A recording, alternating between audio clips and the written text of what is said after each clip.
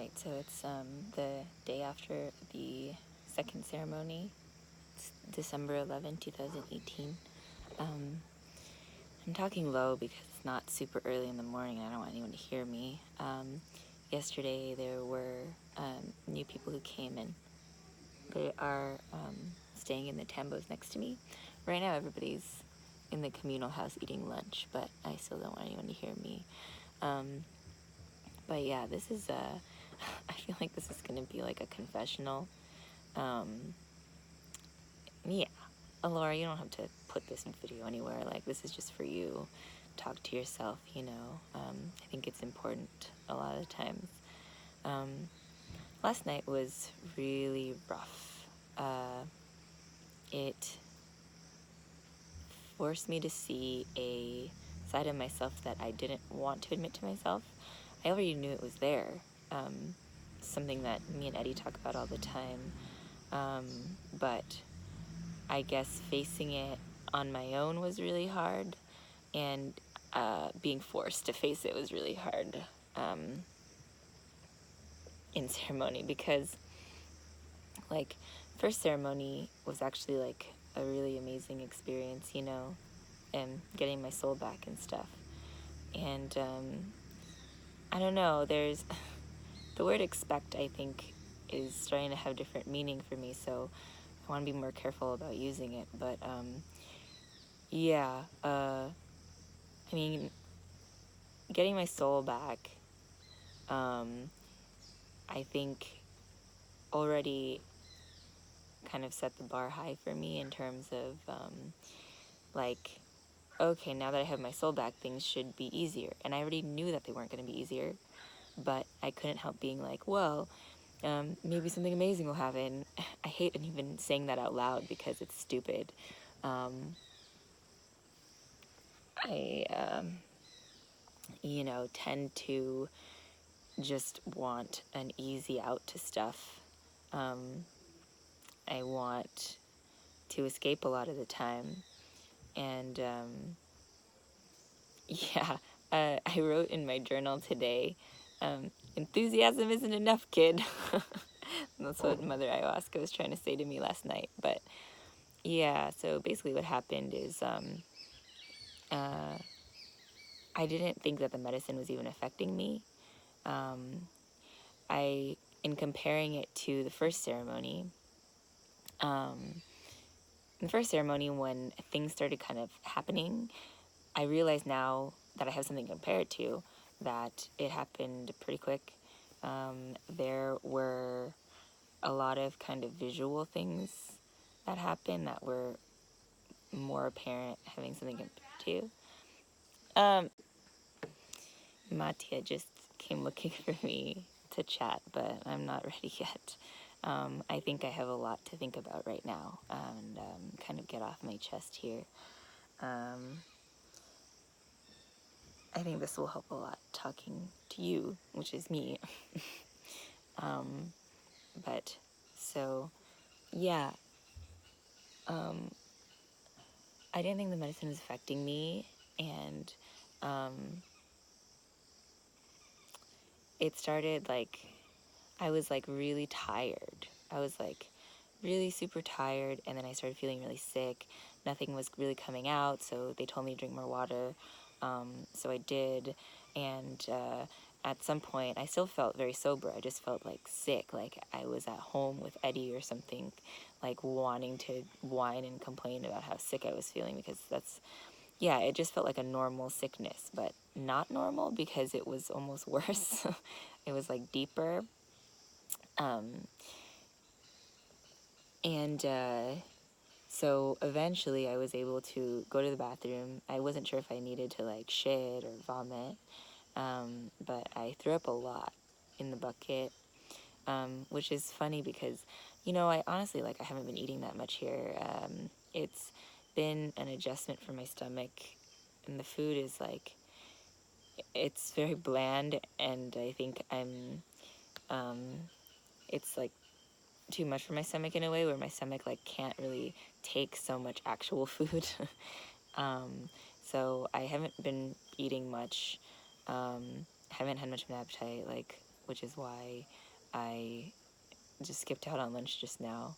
I also don't really feel like hanging out with anybody, but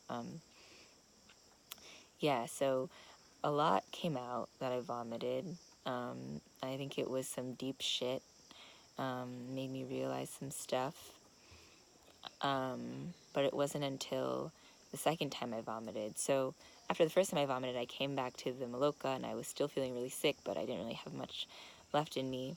And so Stacy came by and he decided to give me more. So I ended up drinking 2/3 and then 1/3, so I had a full dose, just over 2 doses. And so after that second dose, I was like sitting up again because the first ceremony I sat up like the whole time. Second ceremony, I had to lie down because I was feeling so sick and it was raining. It was crazy because the energy in the room was so different. And I'm realizing now that being here kind of with like less stimuli and also like being in a space that a lot of people are feeling strong emotions and like that's the point of everything. It's pretty amazing how like I don't know the word, but it's like a very obvious energy. Like I wasn't aware that I was so sensitive to energies before, but immediately, like tonight, it was a different energy. It was kind of like calmer. Like in the beginning, I was like, I used the word in my head. It was peaceful. It was like the first day for the new people coming in, and like it felt like a different energy in terms of like there was less movement, there was less noise because it was raining really hard, but not the kind of rain that was like powerful and epic. It was more of like the rain when you're sad and depressed, that kind of brings you down. And so after I vomited the first time and I was back, I felt like a sick kid in bed when it's raining and I need soup, and I feel really shitty, so I don't want to go to school, and I like refuse to go to school. So I like had the blanket up to my neck, and I was just like, oh, I can't move. But then when Stacy came over, I like sat up like I was fine again, and then that's why he gave me another dose. And so the way that I interpret this is like, so all these past couple days, like I haven't been able to get good sleep. And I tend to kind of run myself on empty, and I don't see the point to like taking care of myself. And Eddie always gets on my case about this too, and I don't recognize when I'm not taking care of myself. So, you know, me wanting to push myself further and have an experience similar to the first was like, oh yeah, like I'm okay with like more. And I don't know, like, you know, who's to say what it would have been like if I didn't take that extra dose? But honestly, I think it would probably have been about the same. But yeah, like just the act of like taking this extra dose made me realize that I pretend like I'm okay around other people, especially if I feel like I need to reach a certain expectation. In this case, it was reaching the expectation of a similar night to the first night, where I'm like getting a lot out of it, because I felt like I wasn't getting anything out of it at this point. I was just like, well, nothing's happening. I'm so bored. I'm so disappointed. Nothing was happening to Eric either, and he also mentioned in today's talk that he was also disappointed. But yeah, we talked about it after, and you know, those disappointments, they teach you a lot. And so yeah, after this new dose, I was still just feeling sick. And I just lied there, and I felt like I passed out. Like I felt like I was going to go to sleep, but I felt like I passed out, but I was still hearing the Icaros. So I wasn't sure what was going on. I was just like super tired, like wasted, like just really heavy, couldn't get up. And I wonder if this is like a manifestation of my depression in my body, like how it literally feels like you feel like literally like depressed, like heavy, you can't like move. And that's how I felt. But then I started feeling sick again toward the end when they started doing limpiezas. And I was like, I don't know how I'm ever going to do I don't know how I'm going to last to do my limpieza. because I honestly felt like I was just I couldn't move at all. And so I knew that before my limpieza, I had to go to the bathroom because I was feeling so sick. And so I went to the bathroom, and I was just sitting there, and I felt really sick and constipated, and I couldn't get stuff out. And my stomach, it was like fucking awful. And so I just sat there, and I was like, I'm never getting out of this bathroom. I felt like this was my world now, and I could hear the limpieza in the distance, them singing, and I'm like, no one even knows I'm here. Like, will they even come get me? Like, no one cares that I'm gone, stuff like that. And then I started like melting. Like, I was like this on the toilet, and then I could feel like I saw my hair like this, you know, and it was like melting. And then I just kept going down, down, down, lower, lower, lower, and just melting, melting, melting, and feeling sicker and sicker and sicker, and being like, how am I gonna get out of this? And then I started saying out loud, I need to get out of this, I need to get out of this, I need to get out of this. And like, I'm like, should I call for help? And then I'm like, no, like, no one's gonna hear me. And I felt really alone, and I felt like I had to get out of it myself. And then I suddenly was thinking like pitying myself. There's a lot of self-pity, and then there was a lot of shame. I thought back to like the day. So it was Sunday, and the whole day was like a beautiful day. Like there was like sun, there were a bunch of butterflies in the morning. I bought a bunch of stuff that I thought would help me in the ceremony. Like I bought like tapestries, and you know, like the snake pendant thing to help with protection. And so I was like wearing that, and then and then when nothing seemed to be happening, I like took it off, and I was like, ugh, this isn't helping me. And then I bought the dress that like everyone was like complimenting me on, like looking pretty in it the whole day. And when I was like melting on that toilet, I like felt the need for validation, the need for love from others. I started feeling like, you know, why did I wear this dress to ceremony? I'm fucking freezing because it's raining. Like, I should be wearing more comfortable clothes. I'm like, you know, wearing this like summer dress. And why did I keep this on? Just because, you know, I thought it would help me. I thought, you know, like, I mean, it did. Like, it did help me, but not in the way that I was expecting. Like, I honestly think that this dress was like the symbol to me of, of that validation, because I did feel pretty in it. I did feel confident in it. And I do really love the dress. But then it became kind of this symbol of shame, in a way where I'm like, well, so can I only be happy and have confidence and whatever when I'm feeling this good, you know, when I'm feeling this like good about myself? Um, in the talk today, Stacy really like kicked my ass about judgment. He said that I really need to work on judgment. And even me now saying good, bad, like he was like, well, what makes it good? What makes it bad? Like, that's you judging something. And so yeah, even me saying like feeling good, like what I mean by feeling good is like being in that mood where I feel, I guess I call it, you know, the best way to describe it is manic. It's that feeling of invincibility where it's like easy to be friendly. It's easy to, I guess, like, you know, I say all the time that I need more confidence, but there are times in my life that I have had confidence and that I do have confidence. But then what ends up happening is that I think the problem is with balance and judgment.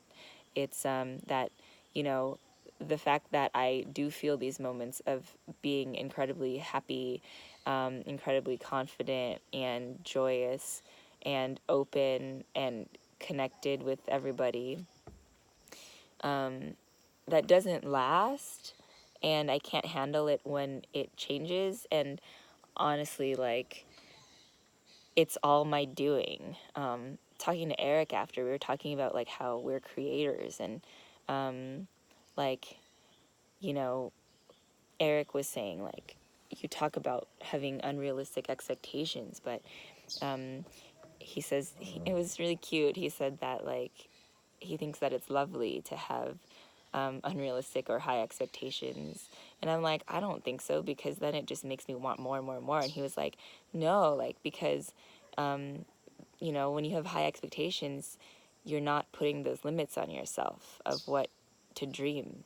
But I think that I'm putting limits on myself in a different way, through judgment, because he told me the story about how he was like worrying about finances and being off the grid and things like that, and like how when he like dropped this expectation of him taking control of everything, then an opportunity fell into his lap. And he really believes, well, he's talking about the law of attraction, but I like how he describes it as it's like this creative energy where Stacy was talking about this book Conversations with God, and how like, you know, like it's the idea that even Alan Watts talks about of us all being God, and God like basically creating all of us and sending us here to experience different things and remember what it's like to be God. And so yeah, like there's this creative energy and potential, but unless you like learn to like accept and let go, like you can't harness that. And every single choice is an act of being God, because every single choice is a creation of yours, and it's a you know, a creation of this reality that you're making for yourself. And so yeah, when I was like on that toilet, it was really difficult to accept that, to face that side of me that does care about seeming pretty to other people, does care about you know, performing. Because I guess, you know, I really enjoyed the past couple of days, like getting to know all these people, and it like makes me question like what are my motives for it.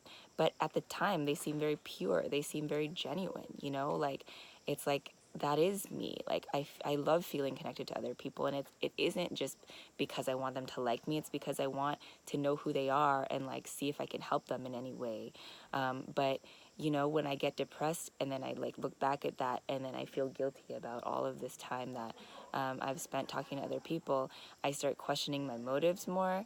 Like, well, was I just trying to get them to like me? Did I only really seek validation? Blah, blah, blah. And then it starts making me regret like everything I've done. It makes me regret like feeling a certain way at a certain time because of how bad I feel after. Like I only judge things between the past and the future, and like I can't just sit in this spot in between where I'm enjoying the thing. And I think that's like this issue with gratitude, you know. And that always comes up in me at these conversations too, you know, like I honestly, I am very grateful. Like I am so fucking grateful for being here and all these people that I'm meeting. Like I believe that we're all here at the same time to learn lessons from each other, and it's working. But then at the same time, it's like I can't accept that gratitude because I have an issue also with acceptance, judgment, acceptance, shame, guilt, like all these fucking things, you know. And like I felt all of that last night, and so when I went back in, it was time for my limpieza with Raul. Raul is so my first limpieza was with Lydia, and that really got me crying. But like with Raul, he like, so just sitting in front of him, I mean, when I got back, I like lied back down in fetal position, and I was like, well, you know, oh yeah, so I managed to get myself out of the bathroom because I started feeling all this stuff, and then I realized that I was like pitying myself, and then I was like, no, I have to get out of this on my own. And so at a certain point, I stood up and I was really sober. And I'm just like, nope, I'm getting out of here. I'm getting out of here. And then I like walked back fine. But then when I lied down, like I felt really sick again. So I just lied down and I was like, well, I'm accepting like, okay, if they need to get me, then they'll somehow get me even if I'm like fucking passed out. And that's what happened. Like my limpieza was like really soon after I got back, but I had already like passed out, and then I had to go do it. And I was like really shaken up at that point because I was really out of it, super sick. And sitting in front of Raul, I felt so like naked. Like, I felt like he could see all of this judgment on myself. Like, I felt like he could see how disgusted I was at myself. And I was just kind of like, like all tense and stuff. And my hands were like here, like, don't look at me, you know? And so I was just like thinking like, when will this be over? Like, I want to just like lie down. But then it was so fucking powerful, because the more he would sing, the more like uncomfortable I got. And I'm like, God, like, why do I have to sit in this shit that is me, you know? But then he like, at the end, he like took my head, and like, I didn't really see anything visual, but I fucking felt like he was doing something in there. And like, he did like this, and then he like did like this. I honestly don't know what he was doing, because it felt so like unreal. But yeah, so he did this thing and put pressure on my head, and then he like took stuff out of it. And then like, the more he would take out of it, the more I would like get uncomfortable, and then I started feeling like a good cry coming on. And then like it started like coming up, and then he like took, like, when I was sitting there with my hands all like this, like, he reached for my hands and like took them out of that. And then like, just that act of kindness, like, I felt like he was understanding where I was coming from, and saying it's okay to be this way. And I just started sobbing, and I couldn't stop. And it was I cried a lot during the first ceremony, and I think that was for different reasons. I think the first ceremony cries were grieving, a lot of grieving for my dad, a lot of grieving for my mom, and kind of how I had gotten to the point where I was, like, forgetting the joys in life. So it was more of sad crying. But this was like I was understanding something deep about myself that needs work. And it helped that Raul basically was like, you're okay. This is fine, and you can work through this. But I was like such a wreck. And then Drew brought me back to the bed, and I like was in a fetal position, just sobbing. I could not stop until Drew came over. And it's so surprising, like, it's like a combination of him as a person, and being on the medicine, where the medicine, I feel, it really does make you vulnerable, where you're basically like a child, like a scared child, like, oh, like, what am I doing? And being confused and stuff. And a combination of just how Drew is, like, he's just, never met anyone like him. He just, I don't know, he's so kind and selfless, and that really, he knows exactly what to say, to make you not feel alone.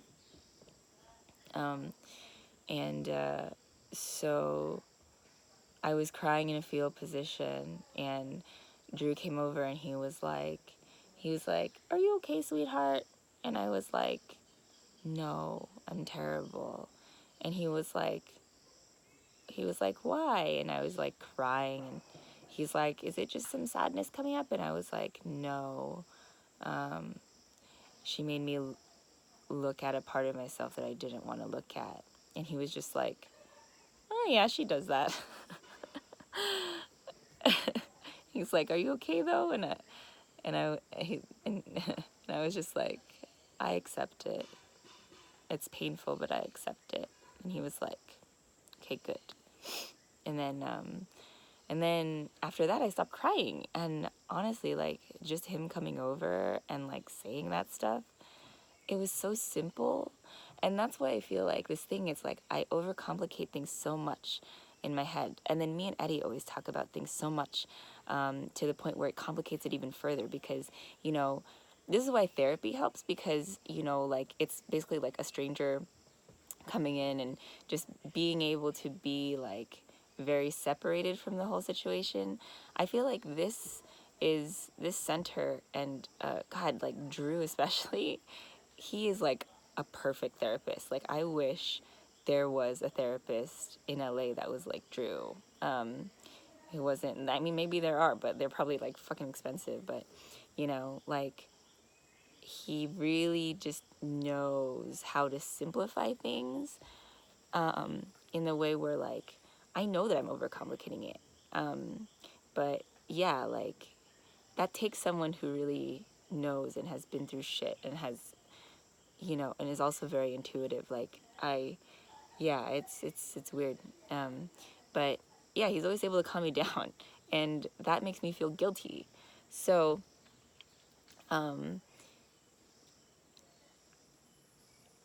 so after that, it was basically the end of ceremony, and Drew did his Tibetan chants, and that even brought emotion out. I started like crying again and hiccuping, and then ceremony was over, and I just didn't feel okay. Like I felt okay, like I felt normal, and I went to brush my teeth, and Andrew, one of the new guys, he was like, I asked him how it was, and like we couldn't really understand each other. I guess he was still like, you know, I don't know, but then I was like, I'm fine. He was like, well, you wouldn't be brushing your teeth like that if you weren't fine. And so I felt pretty sober, but my mind was like fucked up. And so it's funny now in retrospect, maybe this is the reason. But so, and then I saw Drew out there, and then I was like so angry. I was like brushing my teeth, like all angry, like like I learned so much about expectations tonight. I've just been having too good of a time here, and Mother Ayahuasca, she was just like fuck you, remember this? And I think like speaking about her in such like a harsh way could have probably been like the reason for what's next. But yeah, oh yeah, it's funny because when ceremony was over, this is another thing too. I was like Drew came to check on me again and give the agua florida, and then he was like, well, how are you doing now? And I was like, well, you know, it's just a bad case of the Mondays. Because I connected the dots with how I feel at work every Monday after a really great weekend with Eddie. How it kind of sets up an expectation that I'm gonna be great this week. I'm gonna like get over all this anxiety and shit that I always feel. And you know, like I always like love those weekends, and I don't want them to end, you know. But the nature of things, like, it can't always be like that, and that's what I'm not accepting. And so yeah, it was really funny because I had a great weekend here. It was like fucking great. And then, you know, Monday hits, and Monday hits, and then yeah, like, I mean, the day Monday itself was great. And it's also like work, like it's great, and then it just degrades into hating everything. And so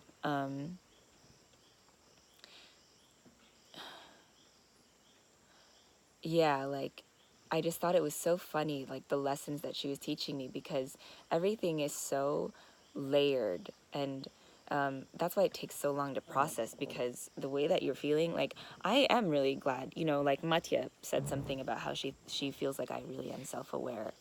And I see that now. I see that I am very self-aware. Like a lot of people here, like they're having experiences that they aren't able to analyze to the extent that I can. Because I think I've just overanalyzed things so much by this point that I'm like, oh yeah, like I can clearly see this as a representation of something, like of all of these things. And that's why like it was a very complex night, very complex emotions, because it's very like layered in who I am, and there's so many different aspects of it that I do have to look at and address. But yeah, like so the weekend thing and the Monday thing was like really funny, because I was like, she's just showing me this is a bad case of the Mondays. And that also helped me kind of justify it. Like it helped me be like, okay, well, oh yeah, I also thought like, well, people talk about having a difficult night, and you know, I thought that the first night was difficult because it brought out so much crying, and it brought out so much like stuff. But then at the same time, it wasn't, because I got my soul back. I saw like this entity that made me believe in magic again. Like it was like and in the beginning, like, I was like experiencing like a lot of like visuals, like, even though I didn't understand what they were, now I know that those are what the visuals look like. But yeah, like, oh yeah, it reminded me of like how I feel like this, like, self-obsessed a lot of the time. Amy says I'm not self-obsessed, so I think that my definition of self-obsessed is more like, I'm too focused on like how I'm feeling in myself. So, but I don't know how to describe it. Like, if I'm interacting with other people, I'm not self-obsessed, because I'm focusing on them. I'm being genuine. I really am fascinated by other people. But then when I get into this depressed state, I it's like I'm not grateful for those people. It's like I blame things on them. I blame them for sapping my energy, even though they're not. It was my choice to go up to them and like have these conversations, and I enjoyed it at the time. So like, why the fuck would I be blaming them? And you know, it's not always that. It's not always that I'm blaming other people for taking up my time. It's more like guilt on my part and shame that I have no discipline. I'm realizing that now. And so I really do love other people, and I think that hits a root of why I have that anxiety at work, actually. So good on you, Mother Ayahuasca. Tough love indeed. But yeah, and then after I said it's my case the Mondays, Drew started singing "Just Another Manic Monday, wish it was Sunday." Cause that's my fun day. And I was like, God, that's like exactly how I feel. And that like really helped. Like that helped like lighten things up a bit. But then I tried going to sleep, and this came on pretty strong. Like it was, I guess she was hitting me hard later. But as soon as I closed my eyes, I started seeing like really gross shit, like really nasty shit, and I wasn't even sure of it at first. But then it became clearer, and I was like, ugh, it started with like a skull kind of bouncing around, and then like bones kind of dancing around too, and then they were all like kind of dancing together. And then I was like, oh, that's not bad. Like and they were like, but they were weird skulls. They were like really like decayed looking skulls. They weren't like white. They were more like red and like nasty looking. And so I kind of got freaked out by them. But then I was like, no, they're just dancing. But then they started, like, I saw they were dancing because they were like kind of swimming in this goo that was like blood and guts and stuff. And then I started seeing this as like there were like mountains of this blood and guts, and these bones. And then people were like dragging dead bodies, like dead carcasses. There was like, I don't even know, I think it was like I saw like dead goat carcasses, dead rabbit carcasses. And then I even saw Einstein dying at one point, like how he looked like toward the end when he was like struggling to breathe. And then I saw, yeah, like it was all very awful. And I would open my eyes, and it was gone. But then my eyes were so heavy and I was so tired that it's like she was forcing my eyes closed. Like, look at this. And so I was like, oh my God, like, ceremony's already over. Like, I don't want to ask for help because they need to go to sleep. I'm so grateful that Drew is by the door because he's really easy to access. I think that might be why he's by the door too, partly. But so but I didn't want to bother him because I was like thinking, like, I saw him, like doing all this work, and being tired and all that stuff, and I didn't want to bother him. And so I like saw someone get up, and I thought it was Stacy. And so I shot up because I thought I was going fucking insane, and I shut up, and then I ran after him, and then I went out, but it wasn't Stacy, it was Rowan. And then he like he just had his like red light on his head, and he just like looked at me like, and then I was like, oh hi. And he was like, and then it was super awkward. And then I just like stood outside for a little bit because I like thought about making it seem like I was just going to go to the bathroom. But then I didn't have to go to the bathroom. So I was like, fuck it, I'm going to ask Drew for help. And so I went back in, and then I went to go sit next to Drew and said, I think I'm going crazy. And then I explained what I was seeing, and then he was like, well, you know, again, this is another manifestation of your fears. You know, this could be the fear of death. You know, we all have fears about dying and melting into oblivion, or what we think is oblivion. And you know, could be fears of all the suffering in the world and how you can't really stop it. And just a fear of mortality, like in general, and the fact that like everybody that you love is going to die, including yourself. He's like, these are perfectly normal fears, you know. Clearly they are, but I hated the fact that I couldn't sleep because they were just so like in my face. And I thought I would never be able to close my eyes again. Like, I honestly felt I would never be able to close my eyes again and not see that horrible shit.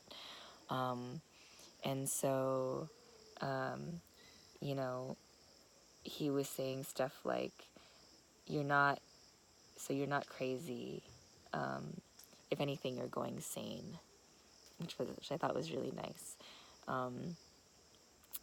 And then, what was another thing he said that was really helpful? There were 3 things that he said that were really helpful, and I thought I would remember all of them because I told them to Amy this morning.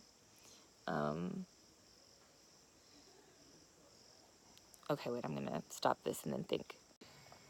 Okay, I don't really remember everything that happened with Drew. Maybe I will remember later, but yeah, it really helped for him to kind of, you know, I was feeling really overwhelmed with this vision of horror, and he was able to break it down pretty easily for me, which helped. And you know, and I really liked that he said I was becoming sane, because yeah, like I was being forced to look at it. He said like, you know, I said, because I kept asking like, well, what do I do? And he said, well, you know, if this is what she's deciding to show you, then you have to look at it and let it pass because it's you. It's part of you. And that really helped too. But then I was like, oh, but then he was like, do you want me to come sit by your bed until you fall asleep? And I was like, no, like, I can do it. And he's like, are you sure? Like, I'm here to help. And I was like, no, Drew, I saw how busy you were today, and I see how much you do here. Like, I don't even know how you fucking do it. Like, how do you fucking do this? Because, you know, like, you have to do all this shit, and you're like constantly like, go, go, go. And then you have to talk to people about their problems, and it's such like a burden. And, you know, like, you're already so tired, and then you have to like stay up and talk about this shit. Like, go to sleep. Like, you don't have to sit by my bed. Who knows when I'm gonna fall asleep? And then he was like, well, how do I do it? And he said, because it's my purpose, because I knew what I signed up for when I got here, and I accept it, and I love doing it. And that really like fucked me up, because I realized that I've never had that feeling. Like, what am I even doing, you know? Because of the way that I feel these extremes, like, I can never be content with anything in that way. I can never accept the good and the bad, despite all this shit that I've read for years. Like Stacy was like, oh, because he was like talking to this other guy, Michael, who's here, and he doesn't really know why he's here. And Stacy was giving him book recommendations, and like, he gave him the Conversations with God, and then also Power of Now. And so with me, he also recommended Power of Now. And he was like, have you ever read Power of Now? And I was like, yes, multiple times. I have read the book and I've listened to the audiobook multiple times. And he was like, so what's the problem? And I'm like, that's why I'm here, because I've done all this work and there's still a problem. And, you know, it's funny because everyone here responds in such like a matter-of-fact way, except Mattia. Mattia is more like me, which is really nice to talk to her. But the guys, like, they all are kind of like, if you're worrying about something, like, they just tell you, well, don't worry about it. Or I wouldn't worry too much. Or like, you know, well, just do it, you know, like so simple, like matter-of-fact ways, that, you know, it's frustrating to me. Like, even like looking at Amy, like, she's like, well, you just do it. And like, Eddie, you just do it, you know? And I'm just like, do what? Like, how do I actually do it? I'm like standing in my way and I can't fucking do it, you know? And to see Drew be so selfless in that way, where he doesn't overcome himself with worry. Like Stacy said, worry is the killer of imagination.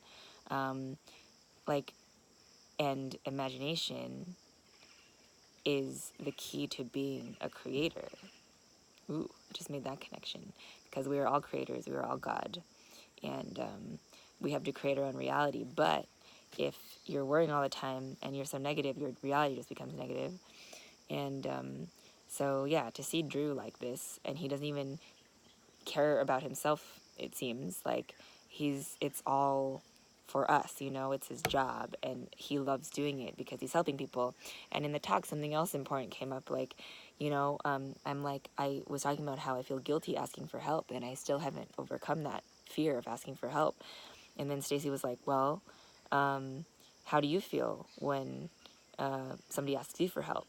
And I was like, I love it because I love talking to people and helping them. And he's like, well, why wouldn't that be the case for them too? Like, why wouldn't they feel good? Do you think that they don't feel good that they're helping you? And I'm like, fuck, it's true. Like, yeah, so like the next day or this morning, like after the talk, I said to Drew, I'm like, Drew, how do you suggest that I stop feeling guilty about asking you for help? And he was like so mad at me. Like, I mean, he doesn't really get mad, but he's like, because he's so chill, but like, he was like, you know, last night I told you to call me over if you were still having trouble. And it really pains me to know that you were still suffering even after we talked. And he's like, what do I have to do? Like, command you to ask for help, or like come over and like force it on you or something? And it's like, it reminded me of how Eddie's always trying to help me, and how the answer is so simple and clear, but I like refuse to help myself, because to accept help from somebody else is choosing to help yourself, basically. I just made that connection right now too. And I guess I am so much of a like martyr, and that's like a word that Drew used in the beginning too, like there are no martyrs here. And so I keep thinking of that, about how I do that to myself, because I think that's what I have to do, and I think that is, my mom does that too. But yeah, and so Drew's like, yeah, so he said like, okay, well, then I command you to ask me for help. And that reminded me of when like Eddie even said like, what do I have to like give you, like, you know, a curriculum, like give you assignments, you know? Like, I always need to be like as free-spirited as I seem, or open as I seem, or whatever. I'm weirdly in this box still of rules. Like, I need rules to like feel comfortable, and it's fucking ridiculous, you know? So then I like wrote this on my hand. Drew commanded me to ask for help. And it already worked, because I wasn't going to ask for help, but then me and Eric were talking, and then Drew was over there, and I looked at my hand, and I was like, okay. Then I asked Drew for help, and then he told me to go read this book, The Tools, and it's sitting on my hammock right now, but I'm going to read it in a second, but I need to finish this thought. But like, yeah, so he told me, like, do you know what? Because I asked him, because me and Eric were talking about like escapism, and then I asked Drew, I was like, Drew, what do you think about escapism? And he was like, what do you mean? And then, I was like, that grass is greener mentality where, because me and Eric were talking about third world countries and how people seem to be in a state of bliss because they're living more the simple life. And then, but clearly in those places, there are also a lot of people suffering. And I think that we from the modern world, like, we can so easily say, like, oh, look at all these people living the simple life. It's so blissful. Jealous of that, because he was talking about India, I was talking about the Philippines. And then, like, and then I thought about it, and I'm like, because Eric said, not that there isn't suffering, and I was like, yeah, in the Philippines too, like, not that there isn't suffering, but why? But we focus on that. It seems easier for them living the simple life because we have all these like modern conveniences, and we're still not happy, and so that's why I was like, no, this is escapism. Like, we aren't accepting the good and the bad. And that proves that it's the mindset. It proves that, like, the life that you're in, there is good and bad. And if you can't accept both, then you're going to be unhappy no matter what. And that is my biggest problem. And that stems from judgment. I'm really glad that Stacey pointed that out. It stems from judgment. And so Drew told me, well, he was telling us, like, Eric insinuated that Drew coming here to work was escaping his current life. And Eric is great because he's so blunt about things because he doesn't know how to say it in, like, a nicer way. Because he's Dutch, I guess. But yeah, so then Drew was like, I don't see me coming here as escaping, because I wasn't happy in my current life, and then I came here and now I'm happy. But he wasn't using it as an escape in a sense that he thought it would make him happy. He, like, already knew that it would, I guess. He had made that choice. But then we clearly, like, weren't fully understanding. We kind of were. But then he told me, he's like, because he, like, threw a book at me, like, this morning. He's like, after the talk, he was like, I have a book for you. And then he, like, threw me this book, and it's called The Tools. And he said, do you know why I told you to read that book? And I was like, no. And because I immediately, like, he gave me the book, and then I immediately went and talked with Eric. But yeah, he told me, like, read this book. It, like, he was talking about how it, like, tells you, like, what to do. Like, it gives you, like, essentially, like, what Eddie is always saying too, like, do I have to give you assignments? Like, it does give you assignments. And it talks about how, like, I always did think this. I always thought, like, oh, it's, like, really interesting. So I just started it, but I'm, like, really, really excited about it because the people in the book that they talk about are exactly like me in terms of, like, they are, like, obsessive and anxious and, like, all these things that they're like, well, I already know what my problem is. Now help me fix it. And it's like, it reminds me of, like, Eddie saying, like, you always say you know, but you don't know. But then he doesn't know how to help me. And apparently this is the problem of so many people because they know, like, they are aware of their past. Like, they are aware of, like, their trauma, but then they don't know, like, how to actually move forward. And so he was like, well, this book gives you tools. And so reading it, it talks about, like, how a mindset change, like a change of attitude isn't enough, because you need a tool to, like, help you because you're limited by your own current mind. And so you need tools to help you get out of that and a procedure to get you out of that. Otherwise, you are just going to kind of go in circles and keep going down the same spirals. And I just started reading it. I don't know what any of the tools are yet, but I'm really excited. And I had to get all this off my chest before I kind of shift my train of thought into learning how to do this stuff. But yeah, so that was a long one. It's funny because I couldn't even help thinking yesterday. So stupid. I was like, what am I even going to say tomorrow?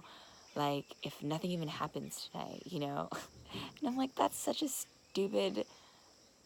That's an expectation too, because I'm like, well, does something, like, really crazy have to happen that I can talk about and tell people later? I mean, that is what... And all of these thoughts. Like I was talking, like I said earlier, we were talking about disappointment, me and Eric, and about how disappointment teaches you so much about yourself and so much about what you need to work on. Like, why are you disappointed? Why are you feeling this? And that's why, like, I was feeling so much shame and guilt, and a lot of it stems from that dress. So that dress is always going to remind me of this moment that I faced this part of myself, and I am going to fix it. Okay, bye.